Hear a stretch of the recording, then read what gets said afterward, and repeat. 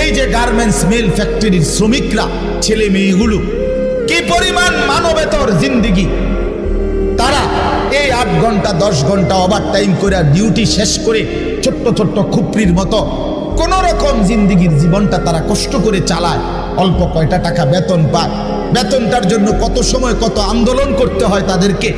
এই সামান্য কয়টা টাকা দিয়ে তারা জীবনটা নির্বাহ করে বছরের পর বছর, অথচ তাদের সেই কষ্টের মেহনতের পরিশ্রমের পণ্যটা বিক্রি করে মালিক ও পক্ষ কোটি কোটি টাকার রাজপ্রাসাদে আলিশান বিত্ত বৈভবের মধ্যে উল্লাস করছে। আল্লাহ বলেন, বান্দা এই যে ব্যবধান, এটা আমি করছি, এটা আমার ফয়সালা, আমার ইচ্ছা। আমি যাকে মন চাই ধনী বানাই, আমি যাকে মন চাই গরিব বানাই, আমি যাকে মন চাই সম্পদের প্রাচুর্য বাড়িয়ে দেই, আমি যাকে মন চাই সম্পদ কমিয়ে দেই। আমার বান্দা, এটা তোমার দুনিয়াবি কোনো শিক্ষা, দুনিয়াবি কোনো যোগ্যতা, শারীরিক কোনো দক্ষতা, তোমার মেধার কোনো বিচক্ষণতা